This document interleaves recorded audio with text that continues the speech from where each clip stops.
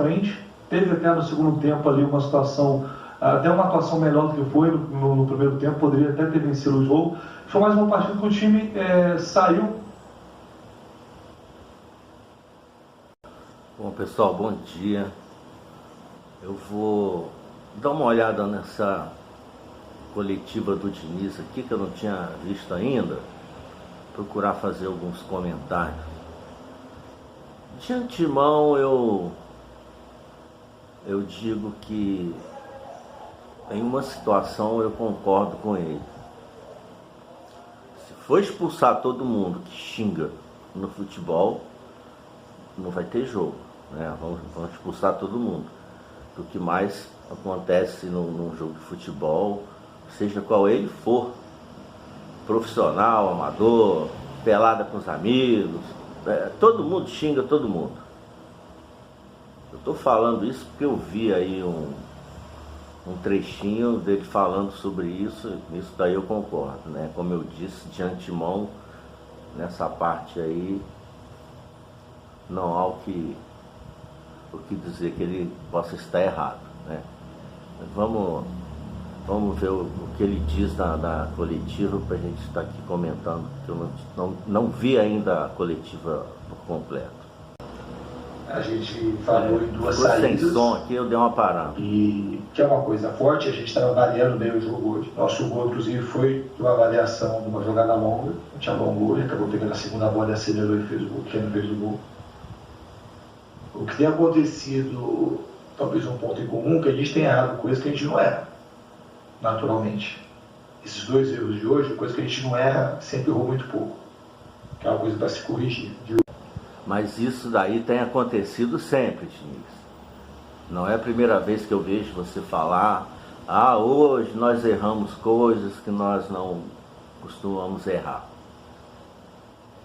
Como se daí fosse algo assim, restrito a esse jogo, algo isolado. Não. Já nos últimos jogos aí, nós temos visto você falar a mesmíssima coisa. Coisa assim de fácil correção. Então a gente está melhorando a temporada, ela está ainda irregular, consistente, a gente vai variando jogos que a gente joga bem, outros que a gente não tem conseguido jogar bem, jogos que a gente sabe jogar o jogo, como foi lá contra o Colo-Colo. Hoje aqui também no Ouro a gente soube jogar o jogo, porque era um jogo que tinha uma pressão bem alta, a gente soube sair jogando algumas vezes, alongando outras bolas. E o time, eu acho que, ao meu ver, esse tema de desempenho das últimas rodadas para cá, depois do jogo, acho que do Corinthians, a gente tem sabido jogar os jogos e o desempenho, embora contra o Colo-Colo, que eu falei na entrevista, a gente não tenha jogado bem tecnicamente, a gente foi muito consistente, muito sólido na parte defensiva. Então, o cenário que eu vejo de 2 semanas para cá, desde o jogo do Corinthians, é de evolução, mas eu não saberia te responder de uma maneira linear por que o time não tem mantido os resultados de vitória. Todos esses resultados a gente deixou escapar, todos eles a gente poderia ter vencido. Bom, vamos lá. Do jogo passado, eu até no vídeo que eu fiz, eu cheguei a comentar isso, fiz até o título, Um Novo Diniz, justamente por essa mudança de postura, né, assim, dependendo do jogo, dependendo da situação do jogo, não insistir somente naquela questão da saída de bola, que deixo claro aqui, eu não discordo, mas isso não pode ser o único caminho, né, a única solução, a única ideia. E nesse jogo contra o Colo-Colo, sim, eu até falei sobre isso, o time jogou com bolas mais longas e tentando surpreender o adversário através disso, né? Porque todo mundo que vai jogar contra o Fluminense, a gente sabe, já vem preparado para marcar saída de bola. E isso daí está mais que batido, mais que manjado. E claro, né, o Diniz de burro ele não tem nada. Ele teria que fazer variações e adaptações de acordo com o jogo. E sim, no jogo contra o Colo-Colo ele fez isso e eu elogiei. Diniz, boa noite. Vitor da Regina, do Sport TV. Diniz, queria te ouvir sobre o episódio que aconteceu no final do primeiro tempo entre você e o Luciano. Agora, após o jogo, o Luciano deu uma entrevista falando que você reclamou que estava cobrando lateral, não respeitando o fair play, mas que você chegou xingando. E o Luciano pediu para você parar de xingar, e ele falou que um técnico não deveria xingar os jogadores dentro de campo. Queria ouvir o que aconteceu, a sua versão da história, e também sobre a decisão do Daronco de dar o cartão vermelho para você e o amarelo para o Luciano. Então, não vou ficar comentando o que o Luciano falou.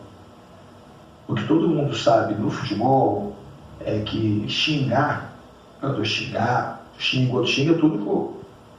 Todo jogo. Quando tem uma discussão jogadora, começa a discussão, a primeira coisa, que o meio do futebol é um meio onde palavrão é uma linguagem comum. Mas todos os jogos, naquele instante assim, eu xinguei, o Luciano xingou, outros jogadores xingaram. Então se ele fosse expulsar, ia expulsar um monte. Porque é uma linguagem comum.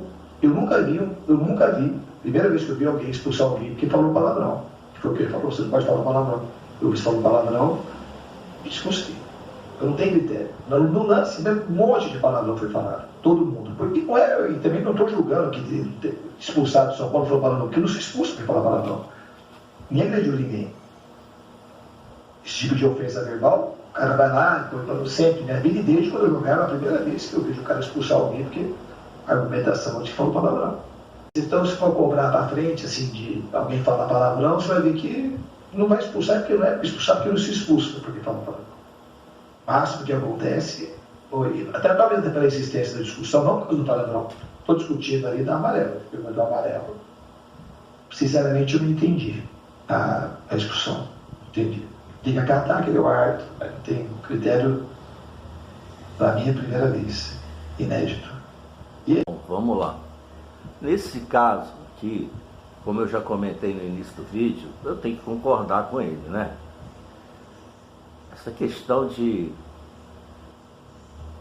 expulsar porque um xingou o outro, não vai ter jogo, né? Quem conhece futebol, quem já foi estádio de futebol, quem já jogou futebol, como eu disse, até mesmo uma pelada com os amigos, todo mundo xinga todo mundo, e faz parte do meio, né? E esse seu Daronco, nós já conhecemos ele, não é de hoje, os seus critérios aí. Agora eu vou falar um pouco sobre a atuação dele nos jogos, né? À toa que está aí suspenso pela Conmebol, né? Porque é ruim.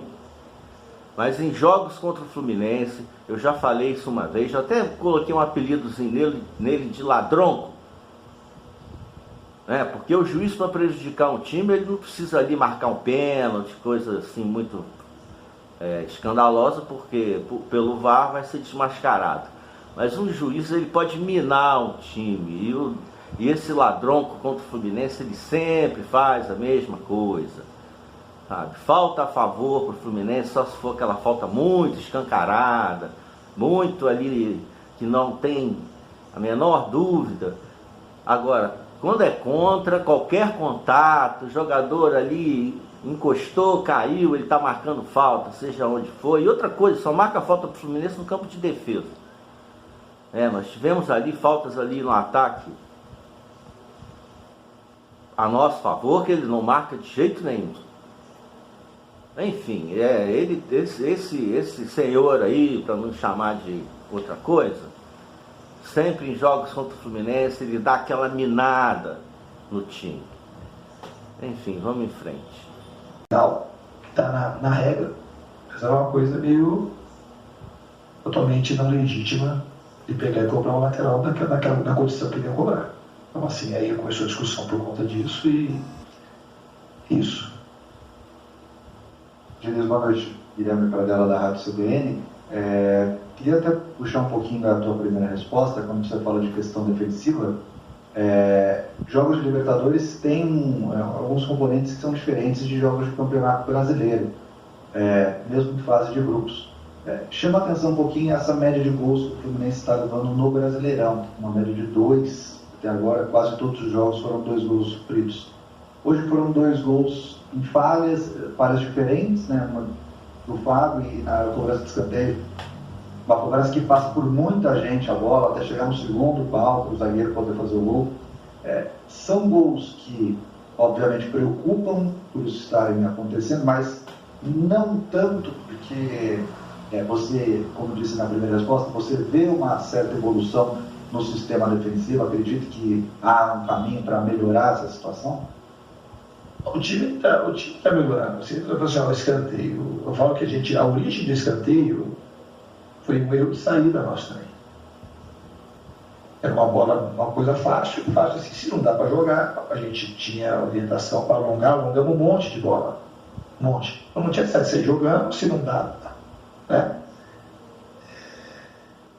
Então aí teve a origem do gol de escanteio. O gol de escanteio em si, se fosse tivesse tomado um gol, porque foi uma bola aérea, então, o time de São Paulo é um time muito forte na bola aérea, muito forte. Tem bons batedores, tem jogadores altos, a gente soube se defender bem. Aí ela igual a batida, porque o cara não quis bater ali. Ela passou baixa no primeiro pau, passou depois do meio da área e foi cair no pé do Arboleda, que teve ela para estar marcado individualmente. Então foi uma série de. Os gols que a gente tem tomado são gols assim diferentes. Então, a gente tomou o gol que falou bola aérea. É uma coisa para corrigir, bola aérea. E os erros de saída, que é uma coisa sempre um ponto forte dos nossos times. A gente hoje jogou, teve duas origens. Repito, o segundo gol começou com a origem de uma bola nossa. Se era uma bola que não dava para jogar, para você botar a bola para frente, era sempre fácil. E tinha orientação, e nós fizemos isso muitas vezes. Repito, inclusive o primeiro gol foi quando uma bola nova. Bom, nessa situação, o que temos que estar dizendo é o seguinte. Ontem eu comentei isso no vídeo que eu fiz pós-jogo lá. O Fluminense parece um time sem malandragem, parece um time inexperiente. Assim, é incapaz, ou está sendo incapaz, de ter uma atitude assim mais radical, quando vê que a coisa está apertada, né? Essa questão de saída de bola, como eu já falei, eu concordo, eu acho muito boa.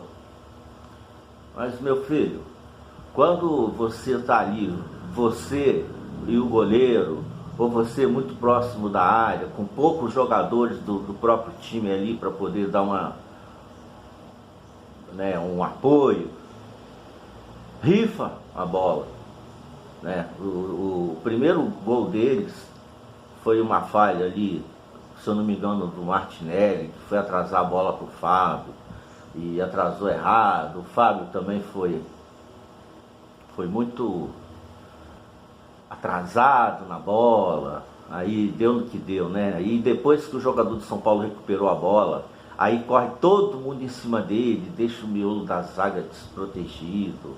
Ou seja, esse sistema defensivo nosso aí tem muito que ser corrigido. Muito.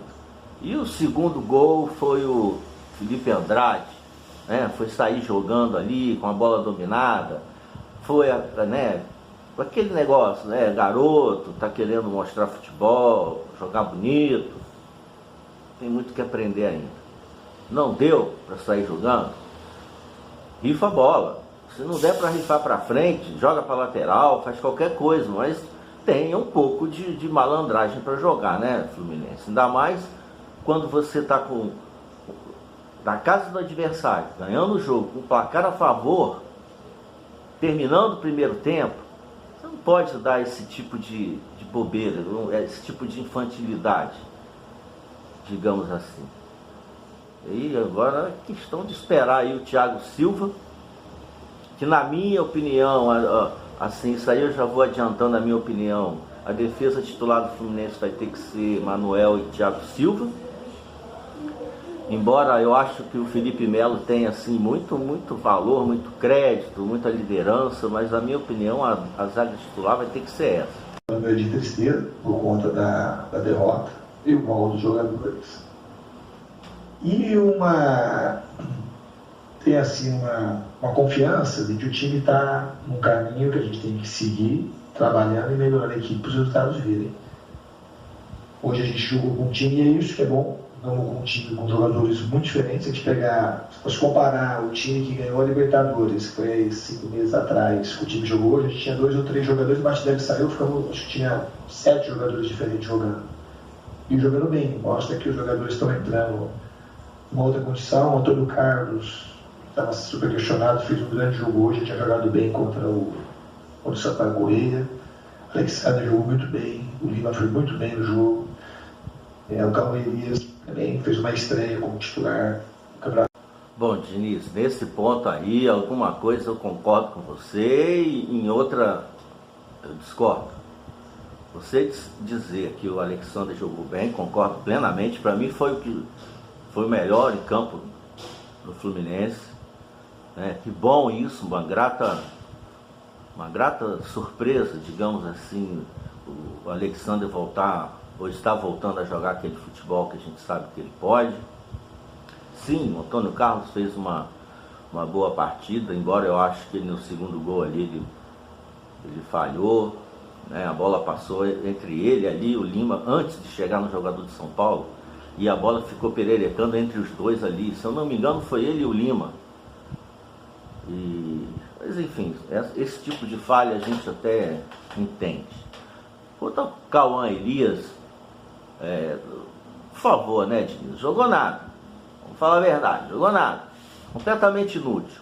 É um garoto bom, é um garoto de nível de seleção brasileira de base, que a gente sabe, tem potencial pra caramba. Mas jogou nada. Não podemos aqui estar tapando o sol com a peneira. Tem muito que melhorar ainda e vai melhorar sim, porque ele tem potencial. Mas não jogou bem não. E vou encerrar aqui, porque agora começam a questão de várias perguntas repetitivas. Senão esse vídeo vai ficar muito longo. John Ares, como sempre, um guerreiro. Marquinhos jogou como guerreiro também. Foi para variar uma válvula de escape ali. Terans entrando mais uma vez, para mim, na minha opinião, não acrescentando nada. E John Kennedy, John Kennedy, tem que ver o que está acontecendo contigo, hein, John Kennedy? Eu acho que você está muito perdido em campo. Eu não sei se é questão tática ou de posicionamento. Para mim está muito perdido. Mas é aquele negócio, né? Indispensável no elenco. Tem muito o que mostrar e pode mostrar. É isso aí. Vamos encerrando aqui. Vamos esperar que esses erros possam ser corrigidos, né? Que essa infantilidade a qual a gente está tendo consequências negativas, isso seja, né, corrigido também. Não se pode estar tomando tanto gol de bobeira, tanto gol besta, por falhas. É aquela história que todo mundo diz no futebol, né? O Fluminense está perdendo para ele mesmo. Isso tem acontecido aí nos últimos jogos do Brasileiro. Até que nos jogos da Libertadores não tem acontecido por alguns fatores aí, né? Porque são dois campeonatos completamente diferentes, com características diferentes. Vamos tentar agora corrigir essa situação, procurar dar uma atenção especialíssima para o Campeonato Brasileiro, embora estejamos muito bem na Libertadores, porque é aquela história, Campeonato Brasileiro, se você for ficando para trás, complica. E é isso aí, saudações tricolores, até breve. Foram esses os meus comentários aí sobre esse jogo. E que as coisas possam melhorar daqui para frente. Um abraço, fiquem com Deus.